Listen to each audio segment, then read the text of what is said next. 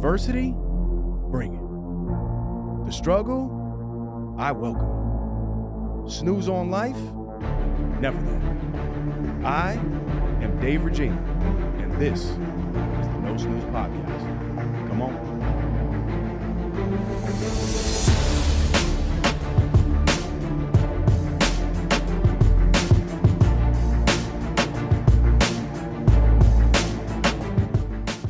Welcome back, No Snooze Podcast, episode 172. As always, I'm in the booth with the new three. We have Paulie, Pax Boss, Russo, Claudio, The Voice, Valenzuela, and I am Dave, The Body, Regina. Very transparently, CV told me to slow down the intro, so hopefully that was slow enough for you, my brother. Paul, it's great to connect with you. So likewise. For you guys listening, I met Paulie about a year ago now, and your restaurant, Pax Romana in White Plains, TVB Pax Romana in White Plains, has slowly become one of my favorite restaurants. Appreciate so Paulie owns and operates that restaurant. Paul, welcome to the podcast, my brother. Thank you for having me. Yes, sir. I need a caffeine shot right here. Not a paid promo. Not a paid read. So the conversation, I really want to know, I guess, everything about you, right? Because we've sat down and we had a really good conversation, if you remember, at it was Tony Peck's fundraiser, right? Was at Split Rock. Yes. Yep. So the journey, I guess, leading up to Pax Romana and getting into the food industry, where did that passion come from? Well, it all started in 1986. Let me tell you a story about yourself. Actually, it did start very young. Maybe not as early as 1986, but that was the year of birth. Pull it closer, dude. Started when I was about, let's say, 4 years old or so. True story. My family, my parents brought my brother and I to Disney World. And obviously, first time there, so young. But as soon as we parked, I don't personally remember this, my mother remembers this, that we had gotten out of the car when we had gotten to the hotel, and I was so taken back by the hotel and everything about it that I actually turned to her and said, I want to do this. Like, this is what I want. And it stuck. I mean, as you grow up, there's other things you want to do. Like, I wanted to be an archaeologist. I wanted to be an astronaut. I want to dig up dinosaur bones, But the food industry just always resonated with me. And even growing up, I would watch the Food Network every day and really wanted to learn. Originally, I wanted to be a chef. I was all about being a chef. But then as you learn the business, the chef side of it is, it's an interesting side of the business. I'd rather be front of the house, on the floor with the people, working that way. But I started when I was super young and just stuck to it. And then couldn't wait to work in it. As soon as I could, I started working, and then as soon as I could get into this business, I jumped right in. And, wow, changed my life. That's very interesting though, because my daughter, she's 3.5 now. Yeah. Right. And in terms of Disney World. Yeah. Right. I've been hesitant to take her in the past because I felt like she was too young, but now I feel like this 3.5 going on 4 is a good age. So that's good to hear. Yeah. But then also you're more aware, I guess, than you think. What? I don't know. I guess you're more aware than you think. Yes. So she has this kitchen that she loves. It's a play kitchen, obviously. And we got her fake knives and, forks and pans and pots, pans, all the whole shebang. And she really enjoys cooking. Yeah. So it's interesting to hear that at that age, though, you were already so aware of it and was able to. Strange.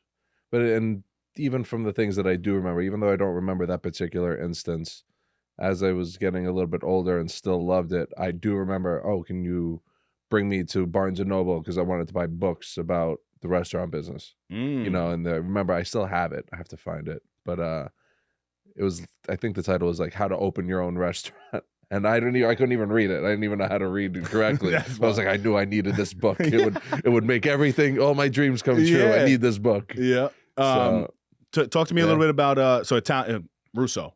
Yeah. Nice Jewish guy. Mazel. We had Tony Peck on here too. I said the same thing, and he said Mazel Tov. Same thing. I love it. Love Tony. Italian upbringing, obviously. So like food at events and all that type of stuff. Did that play a part in your passion for it? Very much so. My mother is an immigrant, without aging her, of maybe 51 years now. She immigrated here with her family when she was 12. Just like any other immigrant, came to this country for the American dream, a better life, work hard, provide for your family.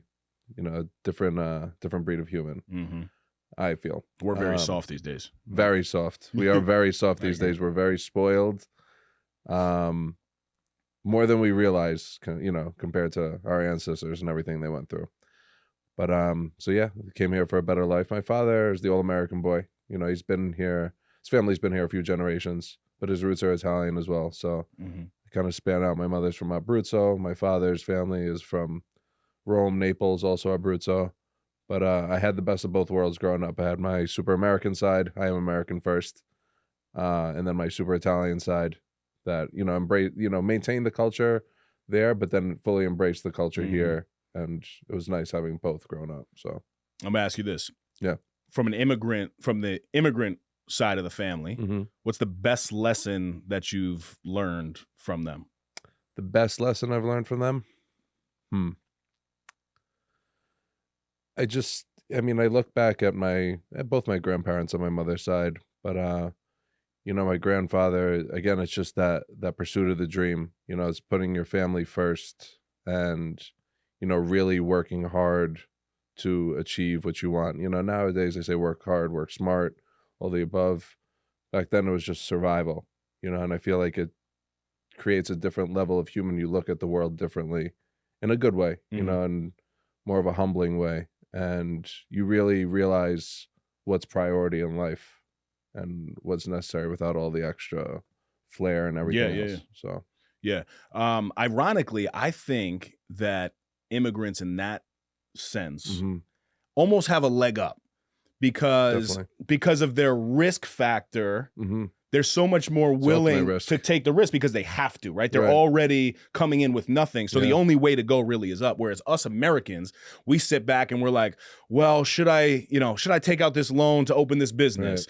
Should I go, grab funding from other sources? Should I put money on a credit card? Should I do this to chase my dream? Should I do that? Right? We question, and I'm asking like the two of you too, because that's TV's the spoiled family side of it. That's where you kind of realize you have so many things to your advantage being here already. And you're correct. It is the ultimate risk. Think about it.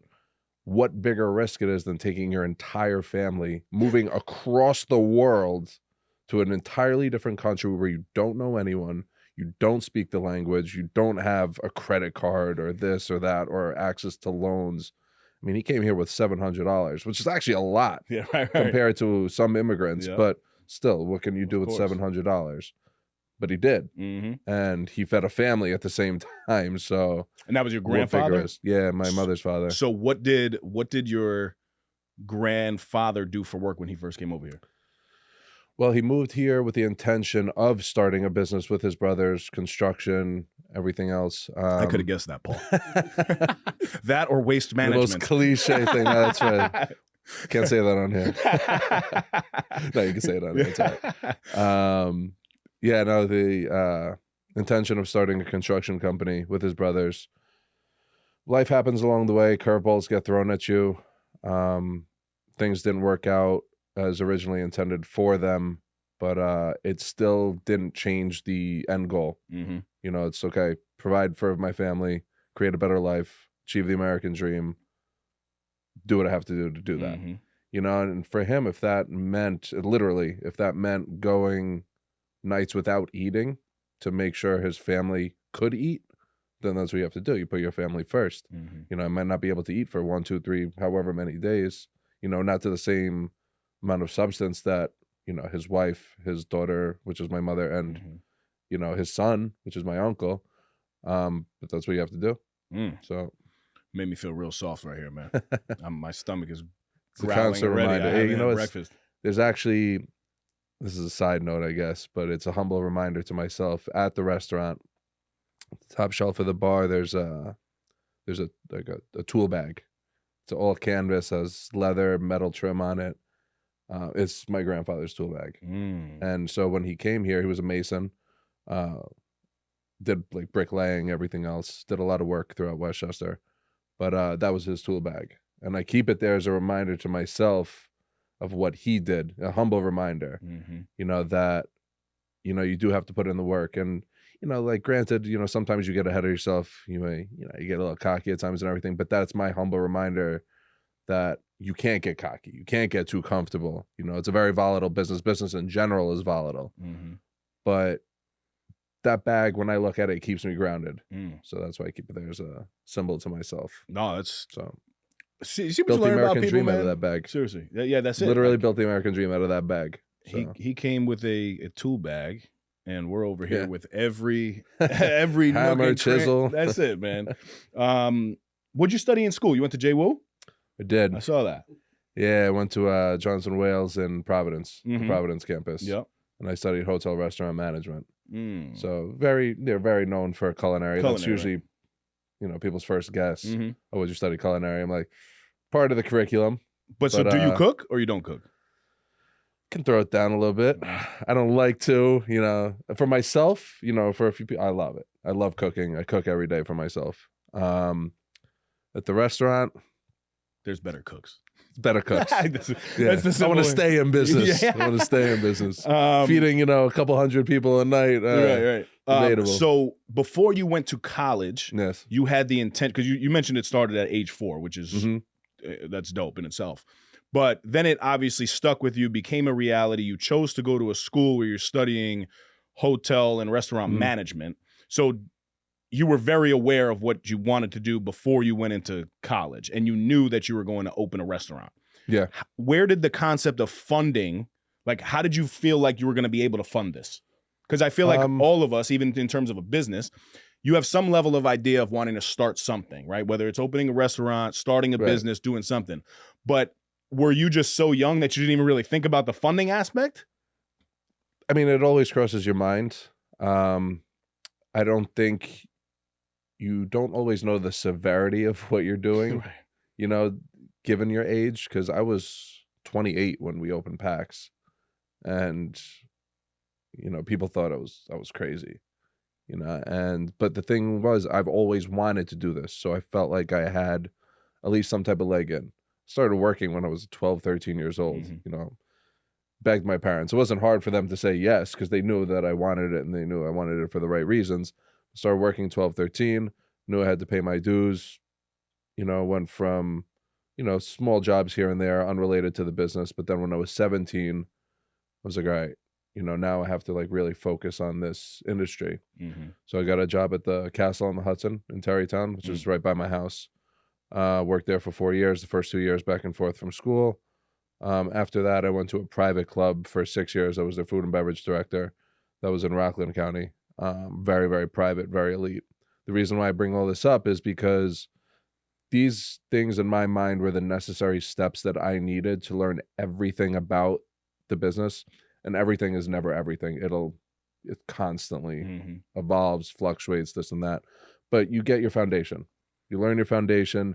You build off that. Money to like start your own. I mean, at the time for PAX, we had invested, my partners and I had invested a little bit of our own money, but we took out a loan with the SBA. And it was very much a shot in the dark with the SBA. Small Business Administration. Administration. Something like that. Or association. Right.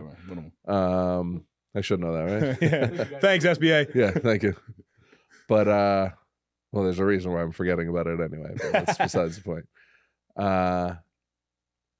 So it's like, all right, you take out $500,000 loan, 600, 700,000. Before you know it, you're like $1 million. And I'm like, all right, you're $1 million. I was like, what's $1 million? What's but it's almost like ignorance is bliss in a sense. Yep. So, the numbers are obviously very real, and life is very real, and this risk is very real. But I don't fear risk at all. Like, there's zero fear to it, which is a blessing and a curse. because sometimes I'm too let's go go go, which I've learned over time to kind of calm myself down, and again recognize the severity of what you're doing, and not in a negative way, but it's just this is real. Yeah. And there's a lot of people's lives, their livelihoods rather, that are on the line because of it. But yeah, I mean, the money side of it, I mean, that's one way to do it. If you could do it personally, great. You find somebody to invest in you, great. If you could find a loan through a bank or some type of organization, great. Interest rates change, obviously. Yeah. And I think there needs to be that level of risk, because and it's talked about a lot these days, but like people really like the idea of things, but they don't really want it. When you take out a $500, $750, $1 million loan on yourself, your drive, it better become through the roof, because if not, I mean, you're toast. Most people wouldn't even take that risk. To the grind. Right. Why the name Pax Romana? What does that mean? I think it means Roman peace from Google. Yes, Latin. Is that right? Let's go. Google is correct. Let's go. Sometimes. Yeah. No, Google is correct. My partner actually came up with the name. It is Latin for the Roman peace. It was a very prosperous time for the Roman Empire. The one common background we all shared was Roman. It inspired the menu, inspired the restaurant. The menu itself can pull from all areas of Italy, a few American, Italian classics, a few we just wanted to have fun with. But Pax Romana itself is the epitome of Rome, the Roman Empire. It's funny because I'm rewatching the Sopranos. Okay. And episode 6, season 1, the title is called Pax Soprana. Really? Yeah. I don't even remember that. I love that show. Ironically, I was watching it 2 nights ago, and I'm like, oh, I'm getting with Paul this week. Like, that's so funny. It's funny because Pax Romana, Pax Soprana. It works. It's relevant. It works. I know. Yeah. Owning a business of any kind is not easy. No. Right? What have been, I guess, some of the challenges? Well, before we go to challenges in general, talk to me about COVID. You said 8 years you've been open Pax. You moved once, right? Moved once. White Plains to White Plains, so right down the street. Yeah, 5 doors down. Right. So how did you navigate? Well, I guess take me back to the initial thought of when the pandemic hit and shit really hit the fan and shut down. Right. And then how did you navigate to stay in business through that? To navigate this one, I'm going to have to go back to the original restaurant. Talk to me. Okay. So at the original restaurant, again, 5 doors down from where we are now, we had signed a lease on this. We're going to do long story short. Signed a lease on this space, started building this restaurant, built it for 6 months, opened it, operated for a year, exactly to the day. Coincidence. Really? Yeah. Before we got the boot. Why'd you get the boot? So 8 months after we opened, we found out that our landlord at the time had given us a fraudulent lease on the space. He was getting foreclosed on. My original lawyer hadn't done a title search that would have easily found this out. Basically conned us into a lease, conned us out of 8 months of rent, and then literally a guy just walked in, introduced himself as the new owner of the building, and asked us if we were interested in buying it. I thought it was clearly a joke. Right. I actually remember standing there. I looked up. I was like, "What the fuck is this guy talking about?" And I was like, if this is a joke, it's like the most unfunny, stupid joke I've ever heard of. Right? Yeah, what the fuck are you talking about? This is the most unfunny joke. Yeah. So we found out it was true, and then contacted our main lawyer, not the one who had done this, who should have done the search, and went into court. Pretty much tried to fight it, see what our rights were, what our rights weren't, and then lo and behold, we had to leave. So we operated in and out of court and operated the restaurant for about 4 months before we left. So 8 months after we opened, we found out. Last 4 months of being open simultaneously in court, ultimately had to leave. Wiped it out. It was clean as a whistle. Not going to destroy anything and this and that, but there was nothing there. We took everything rightfully. We had paid for it. That was the only thing that worked in our favor. Everything there we owned. but had to leave. And in my mind, I wasn't gonna go. A lot of emotions, clearly. Yeah, yeah. This is one of the lowest points in my life right now. Now I'm also $1 million in debt. So again, that number became very real. Yeah. And I'm like, oh shit. It was like, what are we gonna do? Depression, anxiety, this, that, and the other. However, my mind is not built that way. You know, I can feel depressed, I can feel anxious, but it's not who I am. So we left, went to court, started restaurant hunting again. And because I wasn't going to go out that way. If I fail, I fail. I'm good with that. You know, if I fail, I'll go do something else. What am I going to do? But I'm not going to go out because of a bad hand dealt to me. I'm also a man of accountability. So at the same time, even though I could sit here and say, you know, this guy screwed us, you know, he took something from us, and I have every right to say that because it is true. At the same time, it's also my fault. You know, I was young, I was, you know, excited. I didn't know at the time, like, oh yeah, you should do a title. Yeah, I should know. You should do a title search on a building. Well, you're a lawyer, though. But lawyer, yes. Yeah. But these are things now. You know, you sign a lease here, you look at this here, and it's like, well, did you do a title search? You know, did you do this? That's a great lesson. Do that? You do that? Right. Yeah. So these are all lessons. So I take that from it, you know, as the silver lining, interesting silver lining, but one nonetheless. But it does. It teaches you about life at that young age and, you know, building yourself. So we signed the lease in the new space, but throughout the interim of the two spaces, I'm in survival mode. You know, we had a great year when we were there. Set an awesome foundation, awesome reputation in the community and the surrounding, and you know, kept everyone in the loop. Really utilized social media and the power of it. Kept everyone up to date on what had happened, what we're doing about it. Every time we met, signed the new lease. Ins and outs of the construction, you really saw a different raw side of the business itself that you normally don't see. You know, you don't see nails going into walls and walls coming down and sheetrock going up and really seeing it come to life, which is actually a really cool part of the process to begin with. And people were very drawn to it. So then when we reopened, we were right off to the races. And literally line out the door, everything. Great. You know, cool. We're back. Fast forward now we get to COVID.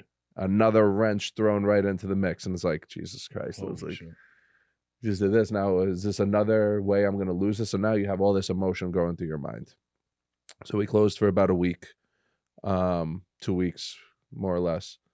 And all I did was clean. I scrubbed everything because, you know, COVID's everywhere. It's fine. The water's dripping from the walls. It's coming from the ceiling, out of the lights. Like, what's going on?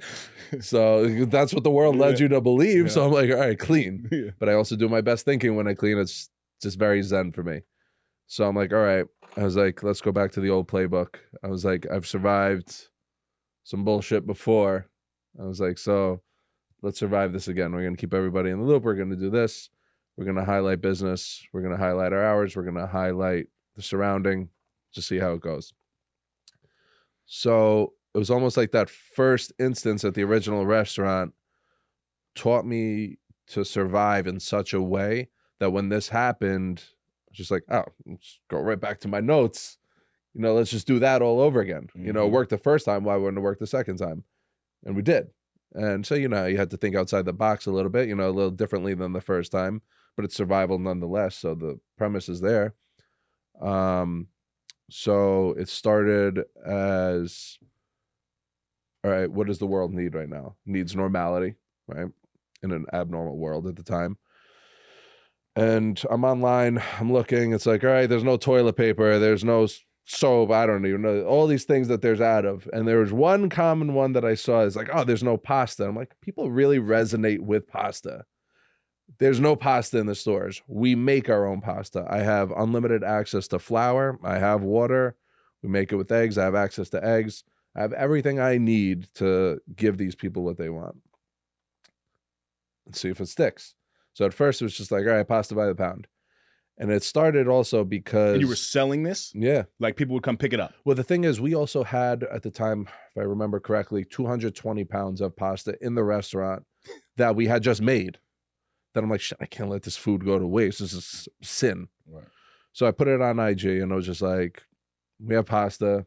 Anyone wants it, selling it by the pound. I don't even care what you want to pay for it. So I don't want it to go to waste. This is fire. Yeah. And sold story. 220 pounds of pasta in less than 24 hours. And I was like, oh shit, we're really onto something with this pasta. So that's when I saw it, circulating that they were out of. I'm like, stick with this. So my partners and I had a very nice system, divide and conquer, but it's like, all right, one would come in, he would do the ordering and the production. I was in charge, then he would leave. So we weren't, we'd overlap a little bit, but you wouldn't touch each other, right? No, yeah, I was going to say, social distancing. I'm going out the back, you come in the front. Then I'd come in. Spray the Lysol while you come in. Yeah, still, the walls are still wet. Yeah. So it's crazy. But then I was in charge of basically marketing and the actual sales of it. And then my other partner at the time, he was really, really in on like the paperwork, like what we need to do, what the government's offering, this, that, and the other. So we all had a very, very relevant role to it, but it worked seamlessly. And it went from just pasta. Now we're doing pasta with a sauce. So now you had like a whole kit. Now you could come pick it up, in and out, you paid already. You could bring it to the curb. You bring it home, you feed your family. A little bit of, again, of normality in an abnormal world. And just off IG alone in a month and a half, it's about 5,000 plus pounds of pasta. Wow. Yeah. At around $8 a pound, plus the sauce on top of it. So you basically, each one had not at first, but then eventually. What were you doing in like mason jars? No, just the plastic. Gotcha. Yeah. Yep. Containers. It was really the most cost effective, but easiest thing to get from our suppliers, because not everything was available, but it worked. Container of pasta, container of sauce, bring it home, feed your family. You feel normal. It's a normal dinner for a little bit. Anything you could do. Sold sauce kits, then started selling other things with it. Then we developed it into a campaign that I coined the Penne for Your Thoughts campaign, and really made it a community thing where, you can buy food for yourself, feed your family, everything else. But now so many people wanted to help first responders, everyone on the front line of everything, on the medical side of it, whatever it was, or whomever you wanted to send it to, just for argument's sake. But we allowed people who didn't have options to provide for these other people outside of them, and gave them a way to do it. So you wanted to feed first responders, frontline workers, you can't do it yourself. But you know what? You can support a small business who will make it for you, package it, deliver it, and say, so-and-so family, so-and-so business, whatever it was, this is from them, this is for you, they see you, they acknowledge what you're doing, and they just this is just a little thank you. And that really took off too. So now you're able to support small business at the same time, feed frontline workers. I can pay my bills within reason. And it's just a circle of life at the time that really worked for everybody. And then it evolved into so many different things, but kept my lights on, kept my bills paid. So, dude, it was interesting at the time. But it all came from what I learned from the original restaurant and survival. It's just utilizing social media, surviving, thinking outside of the box, keeping everybody in the loop, giving everybody a path to something normal. So the global pandemic became a pasta pandemic out here. That's honestly, fire, bro. Like That's pasta. so. Yeah. When you tell that story, how does that make you feel though? Because like when I'm hearing it, it's good. No, but I think we're similar in a sense of like, you do something really good or you get acknowledgement for something, but you're already like on to the next one and thinking about the next one. You have to be. But it's tough though, because you don't get to enjoy or reap the rewards of what it is that you did. What you did in that story is actually incredible. I'm not just pumping you just to say that. I appreciate that. That's a dope thought right there. Like I mean, just the whole, you provided memories for families, like that whole thought right there. And then even with the first responders, that's kudos to you, my brother. Thank you. It was definitely an interesting time. It's almost a little strange kind of thinking back. Like I remember it all, but like you forget about certain things. If I go through my pictures and some videos that we took at the time, like, wow, I forgot about this. It's amazing what your mind does in the middle of it. So yes, it can adapt and change, and thankfully it did, and it worked in our favor. But the mind is very funny as a defense mechanism. It tends to block out, I don't want to say trauma, that sounds a little dramatic, But anything negative in your life, it almost forces itself to forget. And I actually have to reference pictures and videos to like really, really remember certain angles of it. But yeah, definitely a very interesting time in life. Do you think what you just said, that statement of like the mind blocks out certain traumatic moments, you think you have to build your mind to become that, or do you think that's for everybody? No, I think that's for everybody. Really? Yeah. See, I think I disagree, because people that I know, a lot of people that overthink and then they get crippled and paralyzed by the negative thought even, right? And they can't take the action. Whereas you're kind of saying the opposite, that your brain blocks it. And I think that's a you thing. And I think my brain does that well, but it's also taken time and experience to kind of get there. It could be. It could be a combination of both. Maybe trauma, I guess, in a different sense than what you're saying. Because, yeah, your mind will definitely block out certain things. If you're looking at it from the angle of more of like controlling emotion, then yes, absolutely. That is something you have to learn. Right. And not everybody has that. And that was a big thing for me throughout the years too, in terms of my mind, and the overthinking is really the control of it. And listen, this is a lifelong effort. You know, you're never going to be a master of your emotion. Yep. But if you can learn to control it, that will absolutely make or break anything you do in your life, is managing your emotion. That's not really what I meant when, sorry, that was probably my own, I misspoke in the sense of trauma and your mind blocking things out. But no, it makes sense now. I get it. Yeah, but 100%. You're 100% correct with your mind and overthinking and emotion. Yeah, that'll single-handedly make or break you as a business person, being able to control emotion. You know, and that's something that I had to learn over the years. And again, it's going to be a lifelong effort. But I think I have a pretty good handle of it, because there's different ways to put things into perspective that even in the moment, if you're overwhelmed, there are things you can do to like, all right, let me just take a step back, take a breath for a second. Let me put this into a rational perspective, and then let me respond. Because that's the biggest thing, is I want to be able to respond. I don't want to react. I want to be able to respond. And if you can learn to respond instead of react, you're good. You do whatever you want.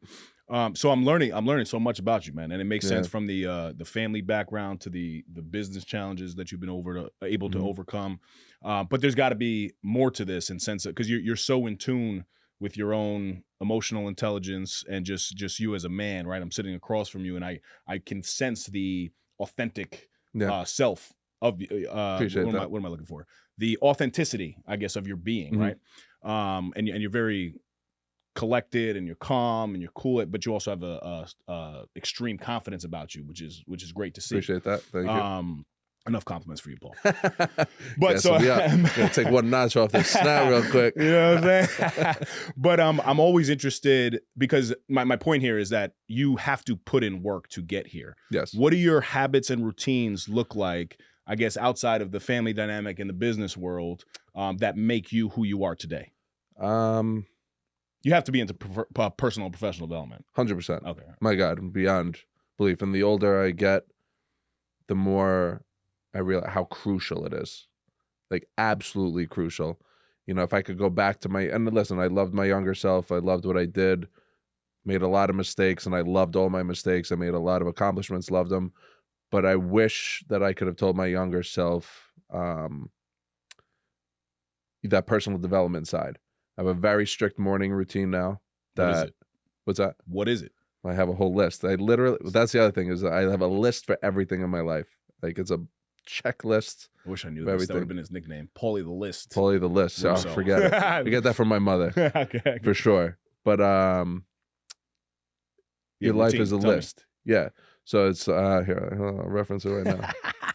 We'll skip some of them that aren't as the 44-step process in the morning. Yeah. I mean, it's nothing, right. It's nothing extravagant. Yeah. You know, it's just, but it sets such a nice tone for the day. It's the foundation of the day. It's the first thing you do when you wake up. If you do that, everything else becomes so much more manageable. You know, it's like, I wake up, I drink no tap water ever. We don't do tap water. Spring water only. Don't drink it. You should do hydrogenated water. Hydrogen. I'm gonna look into it. Hydrogenated If water. it's something I can improve in myself, I don't never feel like I'm too good. If there's something better, I want to know what it is. So we're gonna go I'm on a check it. tangent real quick before you go to your Do list. it. I love it. So when it comes to water, unfortunately I grew up in Mount Vernon, New York. You know, sink drink and the hose drink. Yeah, you know, very fine. normal.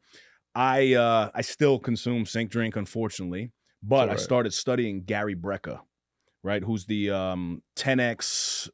Like you have Grant Cardone with his 10x in real estate. Brecka bought into the 10x, but he does it in health. Brecka became the doctor, the personal doctor of Dana White, and changed his life in like a 10-month period. Mm-hmm. And he was giving out all of these free, like cheap tools to people. And basically what he said about water, he said it doesn't matter. Spring water is like number 3 on the list. Number 1 is hydrogenated water. So you can go on Amazon and you can actually buy this bottle and it spins around and it basically hydrogenates the water. And I guess it's just hydrogen going into the water would be my guess. Right. I don't know the exact science behind it, but the actual term that you're looking for is hydrogenated water. But you can turn your sink drink into hydrogenated water, and it's a bottle that you buy. You got to look into it. Fire. I wish you didn't tell me this right now because while we're mid combo, I'm gonna start looking it up. Like, wait, what's number 2 though? It was like reverse osmosis. Yeah, no, seriously. It's a real thing. Yes, it is. Strip it. Yeah, reverse osmosis system. Yes.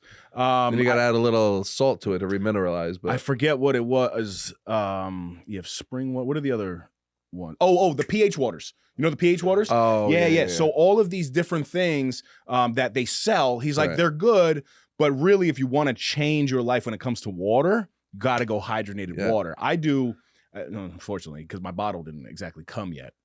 So I just do my not my Brita, but my fridge. And that's better filtered. than nothing. That's filtered, and I do half a teaspoon of salt with a half a lemon. Okay, salt is crucial. Yes, it's everything. These all sound like basic things, but it is absolutely a game changer. The little things you can do, unbelievably cost effective. Won't cost you anything more than anything else. But I took you off track. I'm sorry. No. You're good. It's all relevant. It's all relevant to the combo. But yeah, I mean, I have my spring water, salt-based electrolytes. Very first thing. It's all about the salt. What brand? I use Santa Cruz Medicinals. Okay. Yeah, great brand. Mm-hmm. Love everything about them. I use quite a few of their supplements. But it's the very first thing I do. And then I take my creatine, also Santa Cruz Medicinals. How many grams? What is it, 5? Like just 1 teaspoon, 1 scoop? Yeah, 1 scoop right into the water. A little bit more. I like doing it on an empty stomach though. Everyone's you're a little bigger than me. You're good. But I like taking it on an empty stomach. Don't come at me in the comments. You can take it whenever you want. This is what works for me. I was like, and I love it. So I'm gonna stick with it.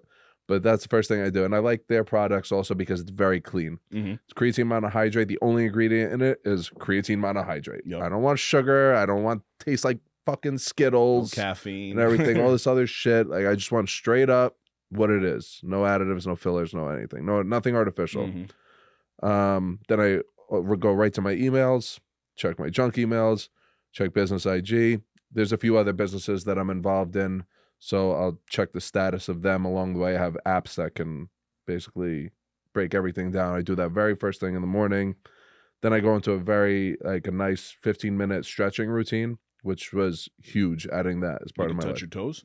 I can. Really? Yeah. That's fucking pretty impressive, bro. Yeah, I mean, it took a little while, but I got to it.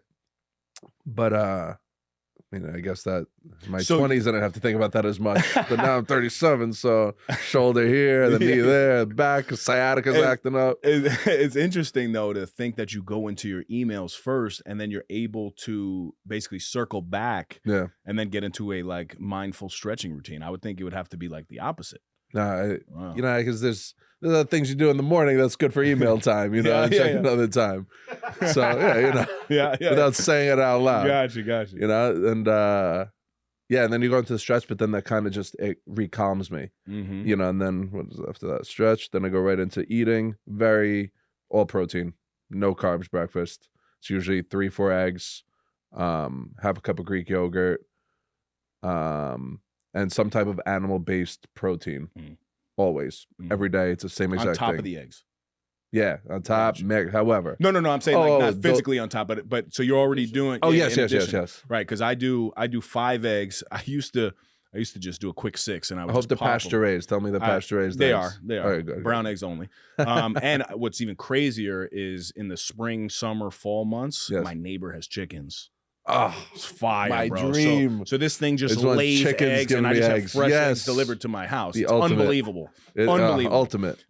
So I do 5 eggs. I used to just do hard boiled, but this has been something that I've been doing since I was like 13 years old. My brother used to make fun of me because I would walk around with hard boiled eggs in my pocket in a Ziploc. I love it. Because I would caddy, and I was Actually, so obsessed. since you mentioned, I was so obsessed with trying to get my protein needs in for the day. 100%. That I would every hole I would do. There's 18 holes, right, on the golf course. I would do 10 push-ups and eat an egg, bro. It's crazy. But now I actually scramble the eggs, which is great. It tastes so much better with tomato and avocado. More palatable for sure. Nice. And my protein. All the healthy fats. Yeah. Gotta get that avocado too. It's a huge game changer, I think, for people just in general, because we're so in America, we're taught the wrong thing. You're not supposed to be eating carbs in the morning. You're really not supposed to be eating carbs besides Paulie's pasta. Agreed. That's the only that's the only carb you should be eating. Which is glyphosate free for the record. Right? As well. Go ahead, keep talking to me. I like this. Let's see. I take my vitamin D supplement, also Santa Cruz Medicinals. Wait, bro. So this is not even a paid promo either. I know. I would hit him up and be like, "Listen, bro, I'm fucking plugging you right now. You got to send me something." But you have to do it. What? You have to take the vitamin D after you stretch? After I eat, bro. You're even more like stretch. I'm crazy. Stretch, eat, vitamin D. Stretch, eat, vitamin D. There you go. It's a tagline. Then I finish washing up and everything because I brush my teeth, everything else after I eat. That's a good plug for me. Yeah. Stretch, eat, vitamin D.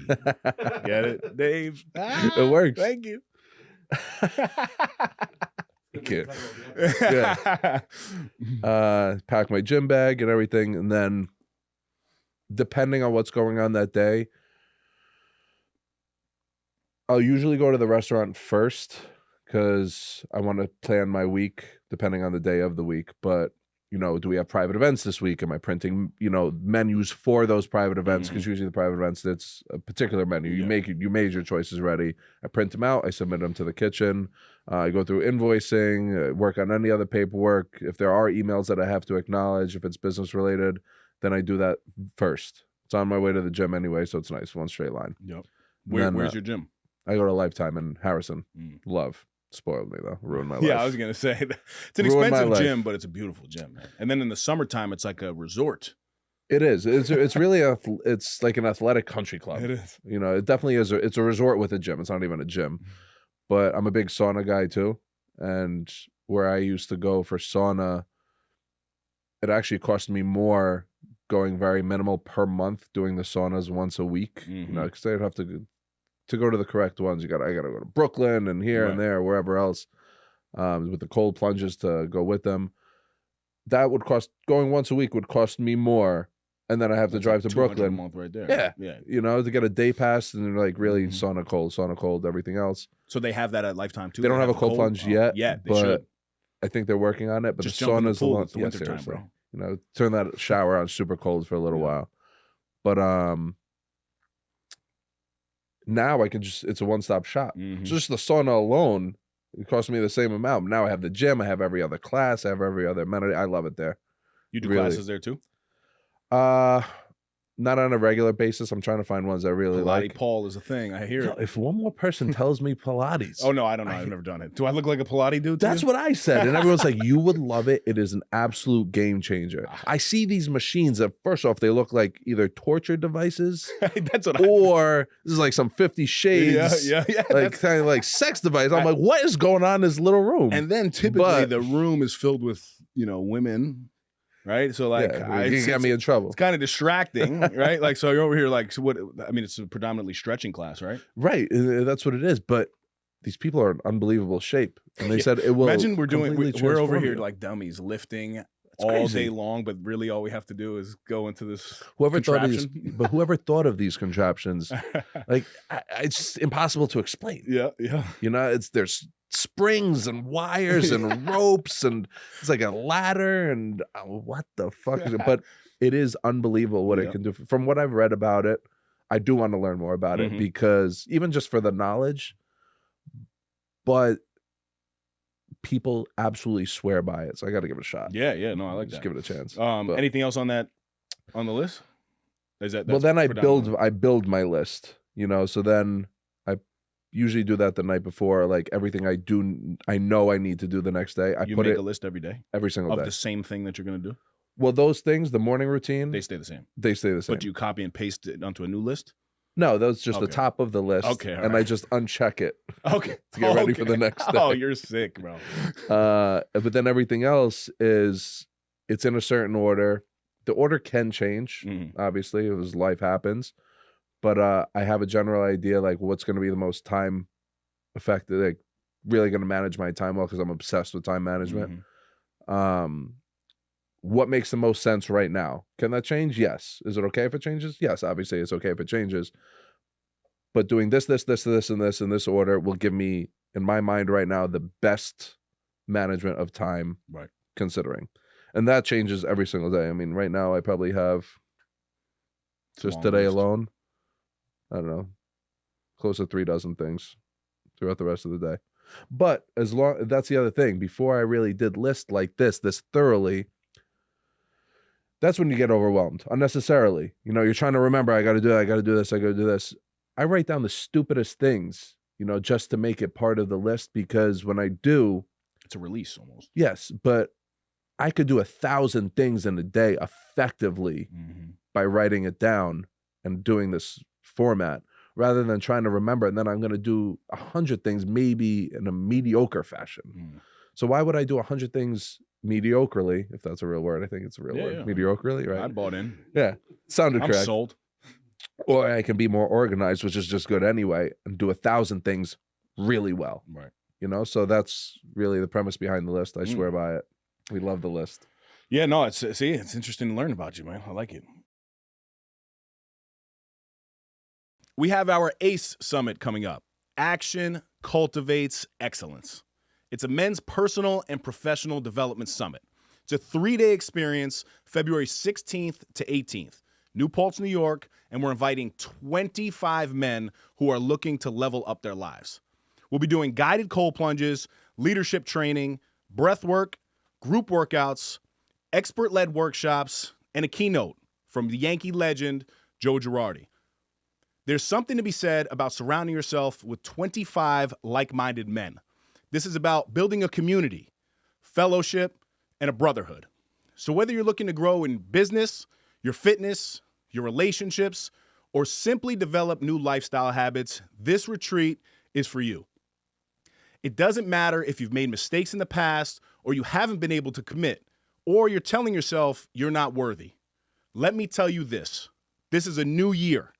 2024, you are worthy. You're supposed to be here. Remember, the best investment you can make is in yourself. We all have a thought of what being a man in today's society is. And yes, it's a strong provider and a protector, but real strength lies in vulnerability. We're looking to bridge the gap between masculinity and vulnerability and bring out the absolute best in each and every one of you.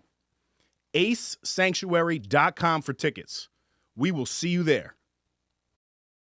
What's the hardest part about establishing, and this is for, you know, me and just in business, I'm obsessed with this stuff, like establishing a positive culture.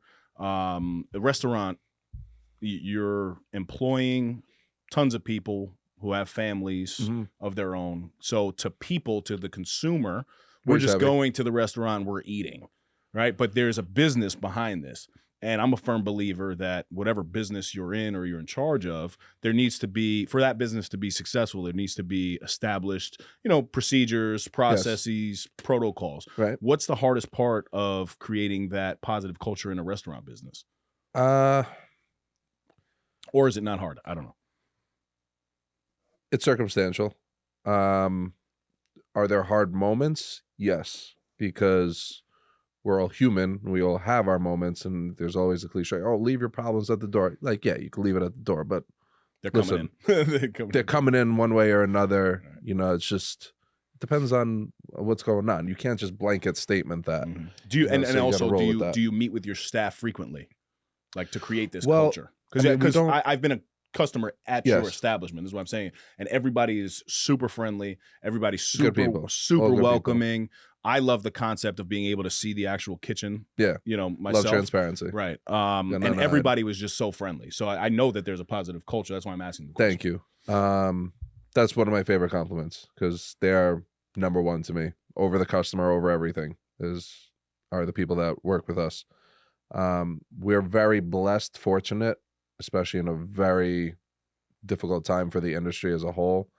With employment, people are coming and going with the wind. We fortunately have had the same people since we opened. Wow. Some of them came back after the transition from the original restaurant to this one. Some of them have been with me all 8+ years now. Some of them are new to this restaurant, but so we've been at this one over 5.5 now. But everyone there has been with us since we opened. And if there is a new face, it's because I needed more people. Mm-hmm. I've never really replaced somebody because somebody left. And if somebody did leave, it was because they wanted to pursue their own career. Right. And we love that. Yeah, of course. I'm never going to say, no, you can't pursue your lifelong goals because you got to bartend here or wait here or bus here. No, we support good people and what they want to do. But the ones who are with us, they have really been with us since the beginning. And I think one of the reasons is because it's not such a hostile workplace. Like you watch shows like Hell's Kitchen or things like that. Like, looks crazy. Don't get me wrong. Like it can exist. Like that's very military style training. That's how I was taught. Mm-hmm. But again, that's very dramatic. It's for ratings and everything else. It's not the overall what the restaurant industry is. But it also comes down to you as a leader, as an owner, as a manager, whomever. It's simple. It's setting an example. You have to be willing to do the same thing for your people that you expect from them. Mm-hmm. And, throughout the years, every time I did do an interview, even though it's been a while since I've done one, it's always the same. It's always the same thing. I want to know who you are as a person, what you like to do. I personally, I prefer people who have experience in the business, but if you don't, and if you're a good person, I can make that work. Mm-hmm. We could teach you some things, but, I always say the same thing. Nobody here is too good to do anything. I don't care who you are. I have a certain standard that I want and I expect it to be done a certain way, and you will do it that way. But if you're running around, you're taking care of tables, and this is the example I always use. If you spill something on the floor, something is spilt on the floor, I don't expect you to drop everything and take care of it. If I'm not doing anything at that given point in time, you can come over and say, hey, Paul, I'm taking care of these tables right now. I'm running around. There's a spill on the floor. I'm going to go grab a mop, and I'm going to mop the floor. I don't care how that comes across to anybody. It's like, oh, why is the owner mopping the floor? Because there's a spill. Because I have that toolbox up in the top right. Exactly correct. Exactly right. That toolbox is there as that humble reminder, but why are you mopping? Because there's a spill. Right. What do you mean, why am I mopping? Mm-hmm. That's what you need to do. And I feel like when you set that example for them, that you're willing to do everything instead of just being, no, go do this, do this, do this. You're like a dictator. You're not gonna retain anything. Yeah. You're not gonna retain your people. It's just they're gonna go the second the dollar is better. Mm-hmm. But when you create a good culture and the money's good at the same time, because listen, today's day and age, money matters. People are pinching pennies. It's difficult. If the money's right and you create a good culture, you're solid for a long time. Something really, really has to go wrong, mm-hmm. For there to be a mutiny or for people to start bailing on you. Right. So, but you got to treat them like humans at the same time, because that's what they are. Mm-hmm. That's how I'd want to be treated. Absolutely. So it's worked in our favor. No, and the retention component I think is huge. That's very crazy. That's very telling right there. So for those who don't know, Pax Romana, like we said, is in White Plains, which is heavily dominated by a lot of bars, restaurants. It's a great area. So I can see the competition. What? 1 or 2 bars over there. Yeah. I can see the competition being, crazy. So being able to retain those employees is great. Yeah. This is the hardest question that I ever get asked. It's a simple one, but it's tough. Okay. And I think because as a society, we don't like promoting our strengths. I do this even interviews with, potential employment candidates. Right. I do this with kids. I do it with my daughter. What do you do extremely well as a leader? And it could be for business, right? Because I really want to gear this towards, the young entrepreneur, somebody who's starting a business, somebody who's seeking personal, professional development. Right. But you're an established dude now, right? And obviously we can both get better in our industries. There's never a point in time where I think we're just going to sit back and be like, I've done it. I've made it. Yeah. But what at this time do you do extremely well in business and as a leader? That is a hard question. I don't like. I know. If other people gas me, that's one thing. Gassing myself is weird. But it's not really gassing though. No, it's no, a fact. I know. You know what I mean? Let me think about this one. And I can tell you, I can even start on Fix my hat at the same time. I can even start on me. I'll give you some time to think. So for me, especially when it comes to, so I'm in local government, as you know. Yeah. But I have a team of 25 full-time employees. Mm-hmm.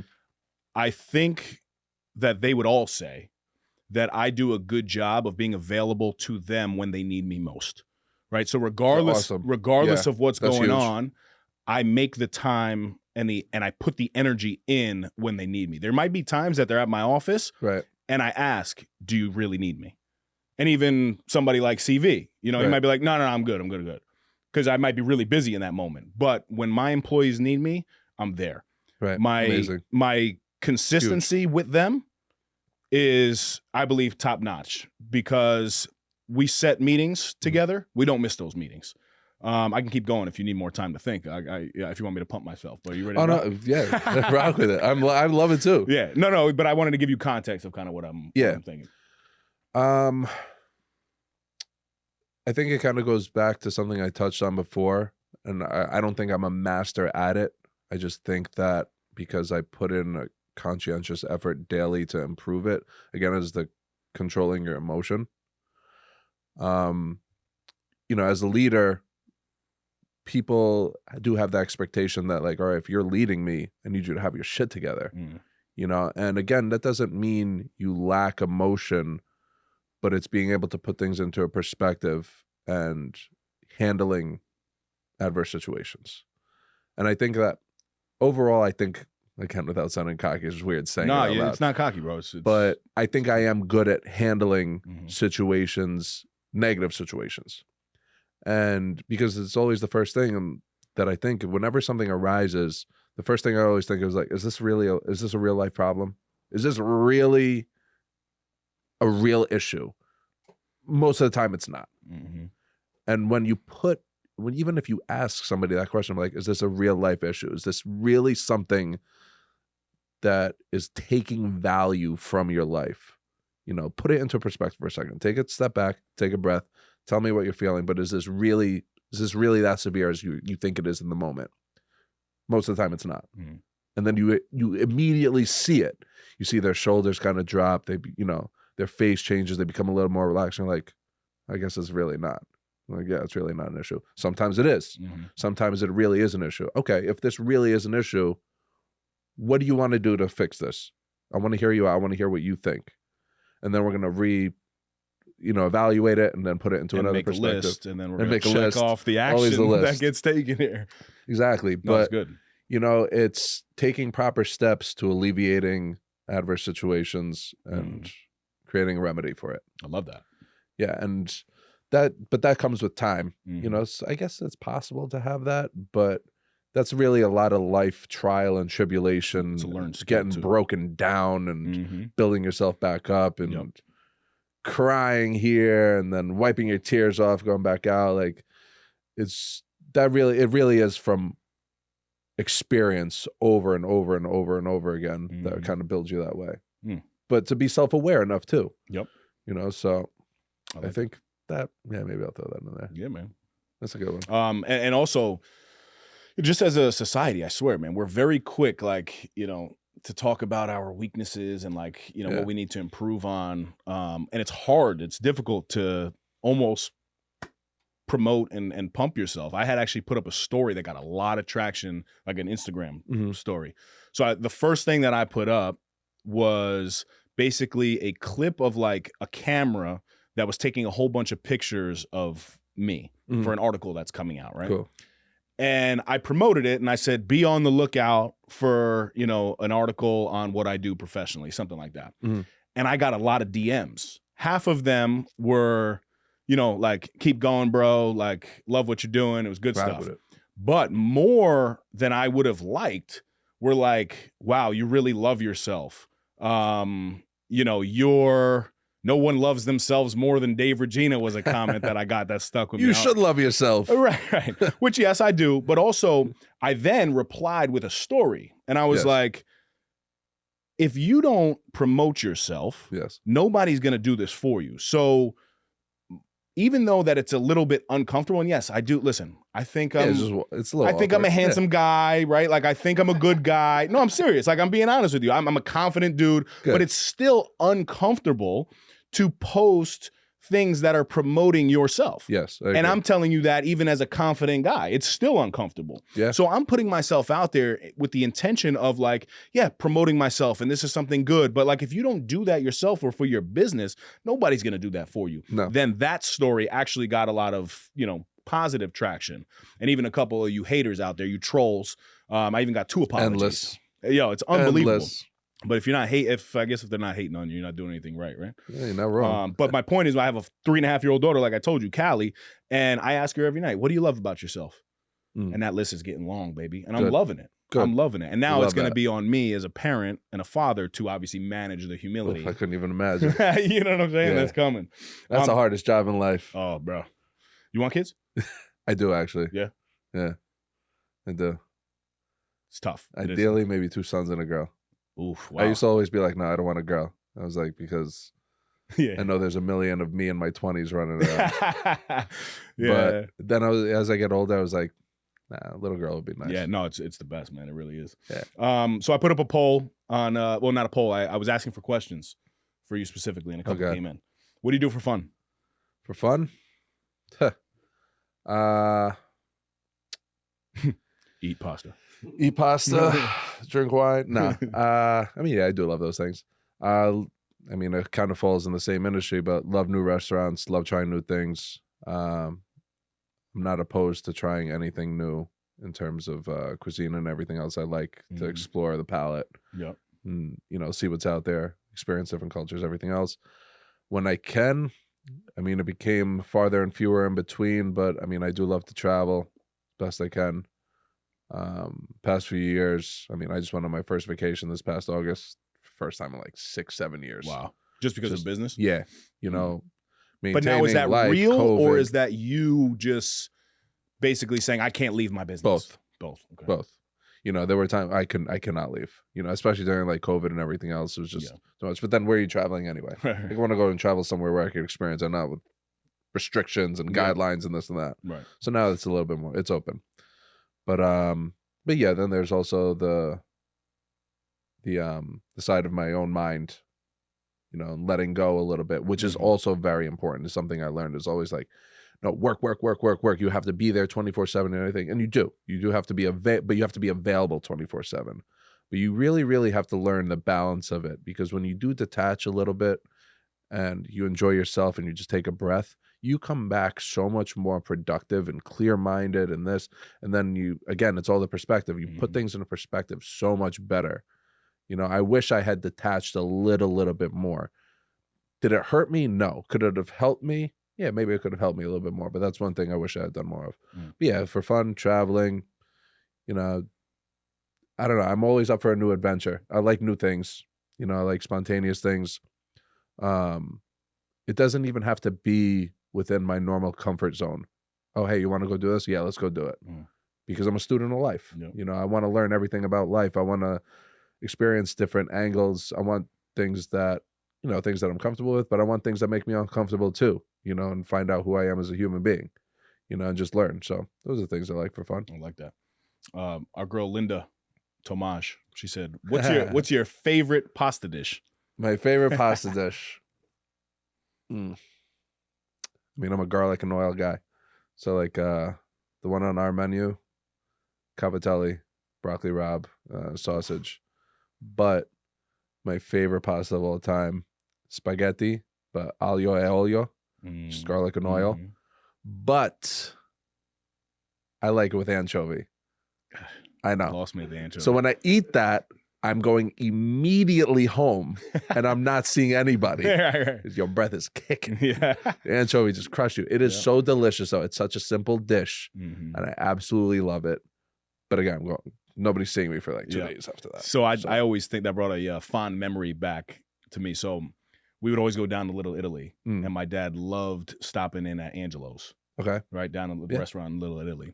And he would always, at the end of the night, go get a to-go of just spaghetti, garlic, and oil. Love specifically from so Angelo's. Good. It's the simplest thing. Yeah, so good. that was very cool. Love that. If you could have any celebrity sit down in your restaurant, who would it be and why? I don't know. It's a hard one too. If I had a restaurant, it would be Jennifer Lopez. It's just me though. Jennifer Lopez, yeah. And why? I can see why. Because she's the goat. Holds great conversation. Oh yeah, she's very intelligent. I like sitting down with intelligent people. Yes. I don't know.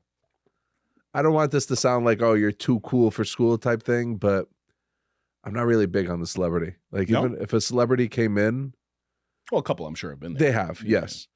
But I mean, I've been there. I was there last week, bro. Truth. But if one does come in, you got to wait like everybody else. Of course. Shit. You know, we got to wait. You're not getting bumped up. You don't get privilege. Yep. You know, it's just, okay, when your table is ready, I'll bring you in.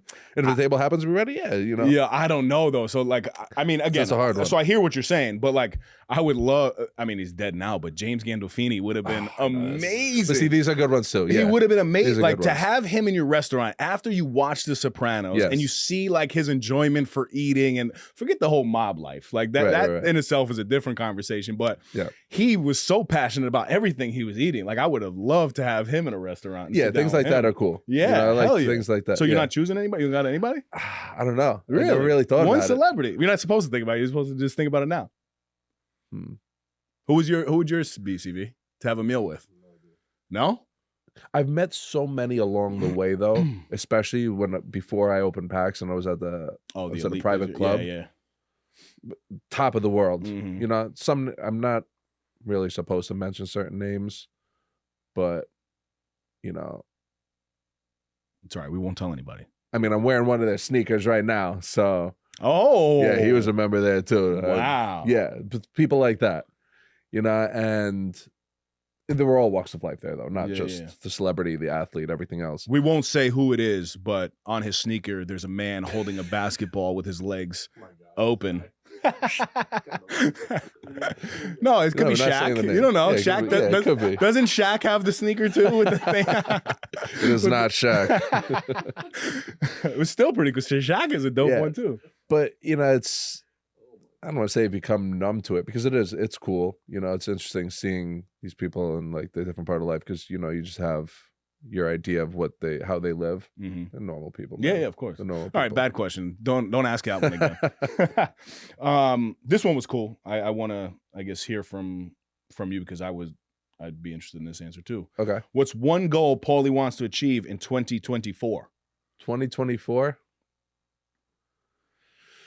I mean, I am working on another project right now and really... Yeah, you said this. Okay, let's wind this back. So I'm texting back and forth with him. Paperwork. I'm texting back and forth with Paul, and he's like, "Yo, I just left a board meeting of something that I'm doing in business," and I immediately want to be like, "What are you doing?" Yeah. So what are these other businesses?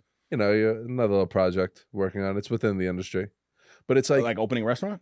Yeah, but it's not like full service like the way this is. You know, more coffee, dessert.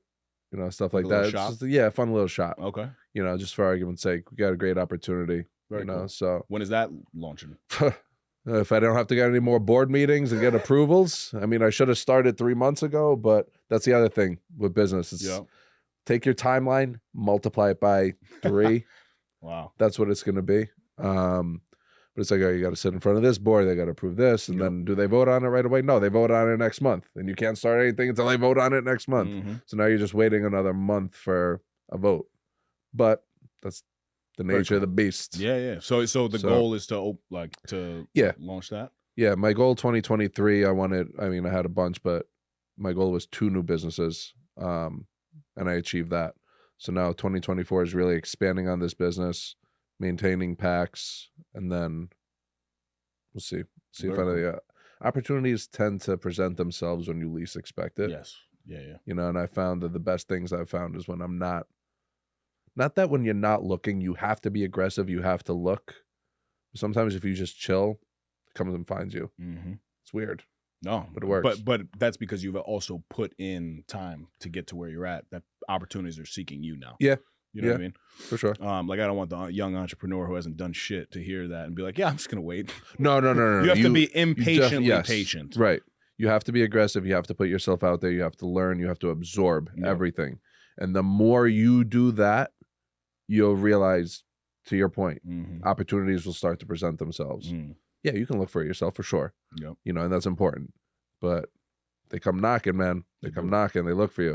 At the same time, though, the more you do that, the more people gun for you. It's insane. Insane how many people look at you, what you've achieved, what you stand to achieve, and everything else, and they want to tear that down. It's crazy. It's wild. You know, so many things behind the scenes. I struggle with that too, even on with social media, because like a lot of people say, you know, why do you post everything that you do? And it's a conscious choice that I make because one, I do believe that we live in a world that even if you're not posting it, people are still going to find out about it anyway. Right. So I choose to do the actual opposite and just like, I'm going to expose myself, right? Go ahead, tear me down, do whatever you got to do because but I know in the back of my head that you're going to be trolled. People are going to come after you. People are going to try to replicate what you're doing, which is actually a form of flattery. So that's good. But it can be used against you too, you know? So yeah, I understand all that. So when you make a little bit of money too, it's like everyone thinks they're owed something. You know, it's like, oh, how much more can I get out of it? They're doing all right. Oh, you have no idea right. what I do, what I have, and everything. But the assumption is always there, and everyone wants a part of it for nothing. For nothing. It's crazy. It's crazy. There was something on the menu. I forget what it was, but you were like, yeah, this is very exclusive to PAX. And it was like you had to get basically authorized by Italy, right? Like, our pizza. The pizza. Yeah, explain that. That was pretty cool. I want to. So the pizza that we offer there is called Pinsa Romana. Pinsa Romana is the name of the flour that we use and the style of pizza that we make. It's a Roman style. There's only one purveyor in Rome. There might be actually a few now, but one purveyor that manufactured and sold it. We incorporated that into our menu in the original restaurant. It's actually our chef at the time. He kind of pioneered it for us, and he's born and raised Rome. Still a good friend, great guy. But at the time, he's the one that introduced it to us. We ran with it. You know, we're in New York. Pizza is very easily found. So you wanted something that people knew, but it was also different enough to kind of separate you from everyone else and give people some options. So Pinsa Romana is a blend of soy, wheat, rice, sourdough flour. I'm not really big on soy. However, we import the flour, make the dough. The however stands behind a 72-hour fermentation of the dough. So now you're breaking it down. It's very palatable, very easy to digest, everything else. But creates a very, very unique crust. And then the toppings are however you want to do the toppings. But that's the basis behind the crust. But there's not many places that are doing this. No, we were at the time that we adopted it, there was only 3 in the United States. And we were the very first on the East Coast. Now, I don't know, I would assume there's probably around a dozen. Oh, we were also number 63 worldwide for it. And you get that certification from the distributor in Rome. You have to follow certain guidelines for a certain period of time, maintain it, and then you get your certification. So you don't just get the certification right off the get. Right. But through time, you know, as long as you maintain the standard, you're good. I love it. So, and it worked well. Yeah, no, and it tastes delicious. Thank you. Yeah, so for those of you guys who have not checked out Pax Romana in White Plains, I strongly encourage you to do so. Appreciate the rice balls is a must. The side of vodka sauce. The side of vodka sauce is, oh my God. But yes, absolutely, we should. We should do it. Smoked bacon cooked right into the vodka sauce. Super elite. Anything that you want to, well, let me ask you this. I'm not going to give you an option. I'm going to ask you a question. Okay. What's the best advice you've ever received? And it could be like a quote. It could be a lesson, whatever it is. I do have a good one, actually. Give it to me. I don't remember where I heard this quote, but 90% of people always say, Yeah. I don't remember how it goes, or I don't remember. I know the quote, but I don't know who remember said where it. I got it from. I do the same thing. Your current circumstances don't dictate your outcome is one of my favorite quotes of all time, and I repeat that to myself every single day of my life. And it's absolutely true that your current circumstances don't mean anything for your future. You could have fucked up yourself, you know, things could have worked against you. Life could be against you in every which way possible. That does not determine anything about your life. What you put into it is going to determine everything. But the example that I give also when people do ask me this question, I take the original restaurant. It always goes back to the original restaurant. But it was a turning point in my life. At the time, you know, I had it taken away. Again, depression, anxiety, all the above. I was at the lowest point in my life. I was like, this is my dream of my entire life. And it got taken away in the stupidest, most ridiculous way possible. And at the time, I was like, what can be worse? What can be worse in my life? I was like, I'm $1 million in debt. I lost my dream. You know, I'm not going to go out this way. I'm going to fight for it. But like, I don't know if fighting for it's even going to work. But I'm going to try. But I thought it was the lowest point in my life. And at the time, it was. And now I look back at it and I'm like, this is the best thing that ever happened to me. I was like losing that first restaurant and the way that I did and how it built me as a human. It built my mind, built my body, you know, made me look at life differently. I didn't cower and run away. You know, it sparked something in me that has proven dozens and dozens of times over to have been the best thing that ever happened to me. And it's weird thinking of it like that my circumstances at the time, what I thought was my lowest, now is probably the best. So you can't just count yourself out because you faced adversity, you know, because if you do put in the time, you do put in the effort and you build out of it, even if you just build yourself, you don't have to build another business, but you build yourself as a human, it'll be the best thing that ever happened to you, or it can be.